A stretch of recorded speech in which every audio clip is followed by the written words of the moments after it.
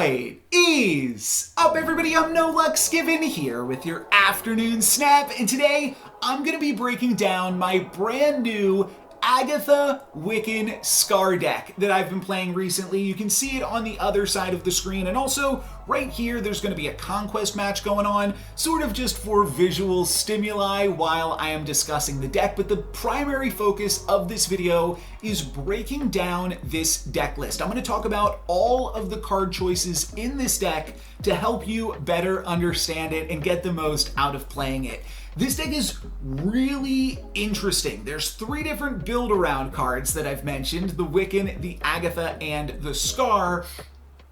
And while I won't say this is the best Wiccan deck, and it's not the best Agatha deck either, it might be the best Skaar deck. It could be. You got to make that decision for yourself, but I think that this deck can do some really, really powerful things. And I think to kick this discussion off, the best place to start is Wiccan, because Wiccan is the trickiest build-around card that we've seen in Marvel Snap in a while, or potentially ever. There's a really kind of satisfying puzzle, to be honest, of having to play enough early game cards to satisfy Wiccan's trigger, his on-reveal ability, while also playing enough cards to take advantage of the extra energy and have enough payoff for the end game. And I have been trying, since Wiccan came out, a number of different shells, but one thing that I thought was going to be better than it wound up being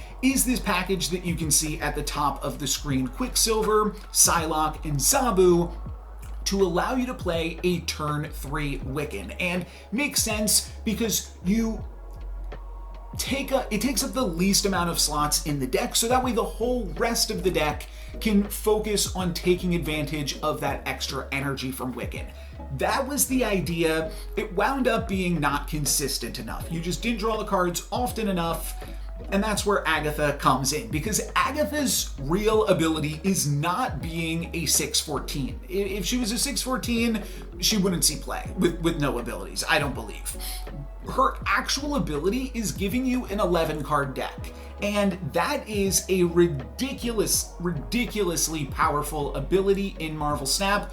Drawing you that extra card at the start of the game makes this combo so much more consistent that I think it's playable. I didn't think the old one was playable before Agatha was buffed. I was pretty honest about that in some of my videos.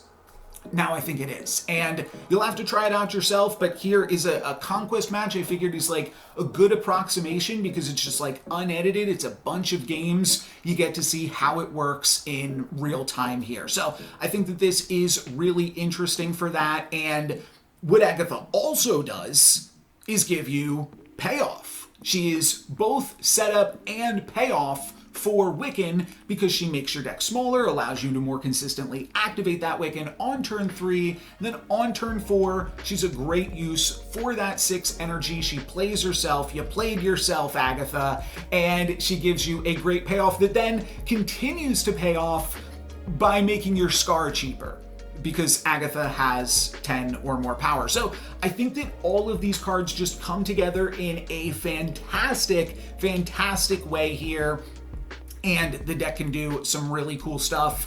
Wave, I think, is the next card to talk about, because most Agatha decks want to play Wave on turn 3. This deck does not want to play Wave on turn 3, as you could see from some of my previous clips, where I chose to play Crossbones instead of Wave on turn 3 in both of the two first games of this video, if you were paying attention to that. And that's because Wave is not in this deck to get out Agatha. Wave is in this deck as a combo with Wiccan, which I wasn't actually expecting when I put it in the deck. But the idea here is that on turn 5, with your 7 energy, the best thing that you can do with that is play Wave plus 1 of your powerful 4-cost cards. This deck has 4 really powerful 4-cost cards, because you've got Jubilee, Crossbones, Cull Obsidian, and then also Skaar, because you've played Agatha on turn 4, so Skaar on turn 5 with the ideal curve will already be costing 4. Now, In some high roll scenarios, you can get free scars, you can get Skaar out there cheaply on the final turn of the game, but that's what we're going for. And then with everything in your deck costing 4 or less, you are then able to play 2 4-cost cards on the final turn with your 8 energy from Wiccan.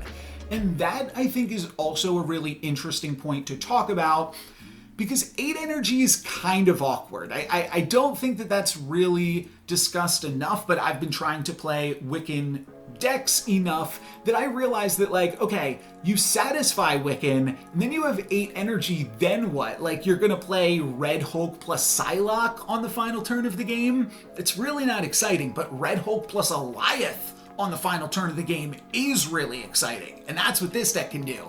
This deck could also potentially sometimes do like Red Hulk plus Skaar, which is still very good, or Alioth plus Skaar, same thing. All of those plays, I think, are much better than some of the other endgame plays that other Wiccan decks are trying to do. And like I said, it's not necessarily the best Wiccan deck, but I do think it's the best Skaar deck in that capacity, because using that extra energy to play a 2-cost Skaar alongside a 6-drop on the final turn is obviously very good. And then in the dream scenario, you're playing out a free Skaar alongside a Red Hulk and Alioth on the final turn of the game for just an incredible amount of power. And I've showed that off in some YouTube shorts recently, which is potentially why you're watching this video, because you want to see the full deck. I've gotten some comments, and I figured this would be a fun way to just do a breakdown here, talking about all of these cards individually. The next card I want to talk about is Jubilee, as Agatha brings that out now. Jubilee is a really interesting card for the deck for a number of reasons. She's a 4-cost card that sometimes, usually, satisfies Skaar's condition. This deck does play some cheaper cards, but it can never hit Quicksilver. I'll say never, but usually not going to be able to hit Quicksilver, barring like some quantum tunnel shenanigans. And in the games where it could hit Psylocke or Zabu, you gotta pay attention, you gotta make sure you are looking at your deck. But she also continues to make your deck smaller, which is always been a huge strength of Jubilee, enough to the point, and just to break down how much Jubilee and Agatha making your deck smaller matters. I put out a video probably yesterday, if not the day before, where I played this deck in an Asgard game, and with Asgard plus Agatha, you draw your entire deck. Also, with Agatha plus Jubilee plus, and Agatha played herself wrong here, unfortunately, but Agatha, Jubilee, and Limbo, you also get to draw your entire deck, which is pretty fantastic. I'm taking a quick intermission from the Conquest match to actually just showcase a game here where we're gonna have the ideal curve. And we're playing Quicksilver on turn 1, of course. Turn 2, this part I didn't really discuss too much, but the fact that we are not running a bunch of 1-cost cards is by design, because now Agatha will always play either the Psylocke or the Zabu, and then turn 3 you have control again, which is why this deck works now, and you get to play Wiccan. Though this game we don't have Wiccan, but we know that Jubilee cannot miss. She will always hit either something that has 10 or more power, or she will hit Wiccan, which is also great. And my opponent has a cool play here. They get rid of Black Vortex, so I'm not able to get like full advantage out of Jubilee, which would have been absolutely incredible, but I still nail the turn 3 Wiccan, which is more than you can ask for. And then turn 4, this game's really funny. Agatha plays herself into Hala, and we're gonna see, this I did think was snap-worthy because I was able to hit the Wiccan there, which was obviously really sweet, but I had no idea how good this was actually about to be for me, as my opponent decides they're gonna try to battle for Hala this turn. They move over their She-Hulk in just a second. Our turn was sped up because of Agatha, but they move over their She-Hulk, and then they also play probably like an Iron Fist or something. No, Hawkeye Cape Bishop. So we get the full value, blowing up 13 of my opponent's power in Hala. Pretty cool. Back into the Conquest match. I've rewound this video a little bit because there's some things that I want to talk about while this game plays out. And sort of there's the idea that, like with ego, there's a meme, right? Both players are supposed to just snap and let it ride out for 8 cubes. And while that might be fun, that's not how typically I choose to play ego, because you actually still have a lot of decisions to make in an ego game. And similarly, you have a lot of decisions to make while Agatha is controlling your turns, namely the decision to retreat every turn and the decision to snap. And I think both of those are really, really skill testing in a way that kind of just bring the game back to its basics. Agatha, she's going to do her thing, and then your job as a Marvel Snapper is to evaluate the board position and decide if you are favored or unfavored. And this final turn is really interesting. Some stuff has not gone super ideally for us this game because of World Forge, but the final turn's a 50-50. If Agatha plays herself into World Forge, I probably stay in it and I probably win. I've got a 16-point lead in Orcus Forge, and Agatha plus the lead that I currently have in World Forge would probably be enough to win it. And one thing that I've thought about that's kind of interesting, what if I snapped on this turn instead? Now, it doesn't make sense to do that here because it's high stakes mode and next turn's going to be worth 7 anyways.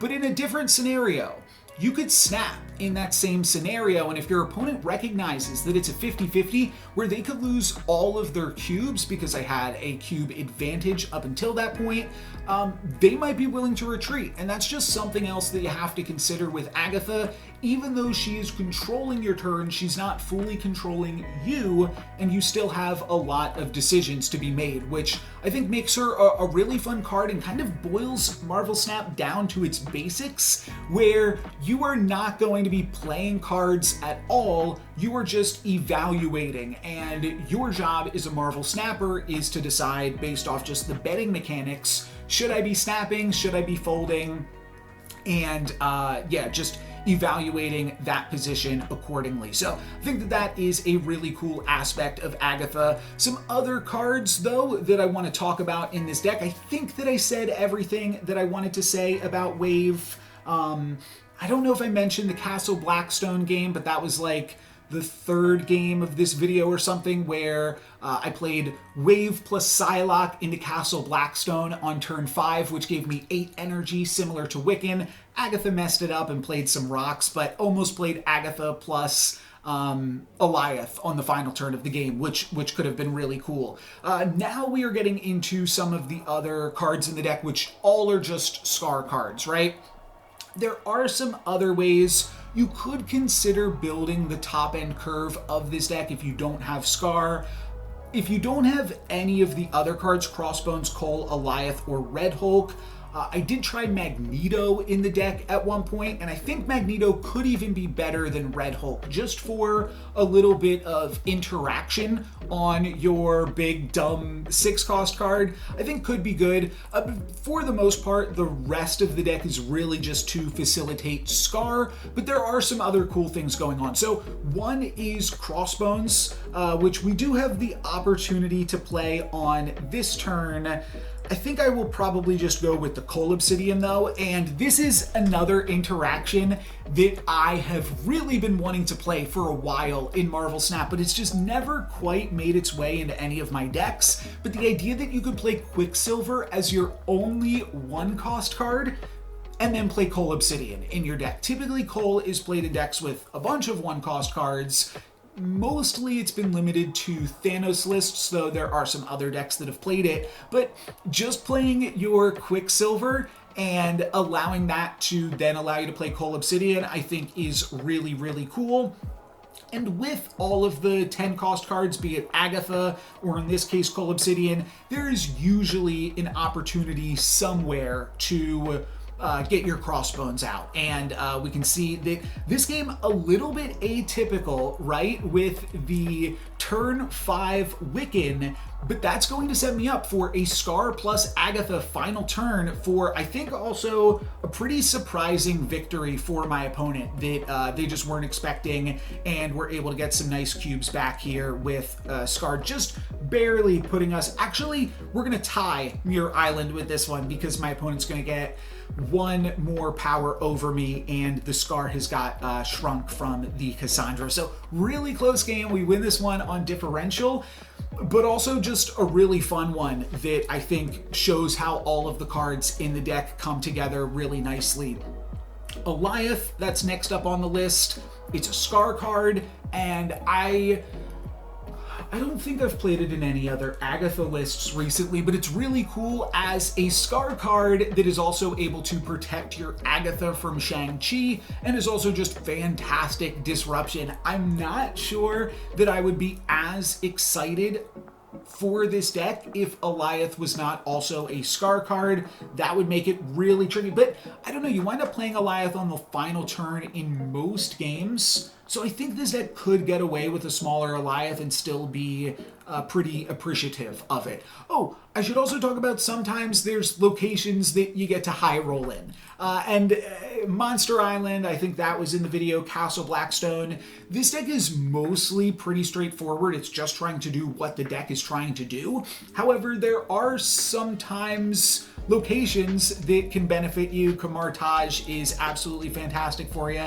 And there are also a lot of locations that can hurt you. You do have to be a little bit hesitant with your snaps because of Agatha. She could play herself into some weird locations or just mess you up, but for the most part, the deck is designed that Agatha gets to make the least decisions as possible and therefore just has the smallest opportunity to mess you up. Here she clogs Kamartaj, which is a little bit awkward, but we have New York to save us for the final turn, and we'll have control over the final turn and be able to make moves in New York.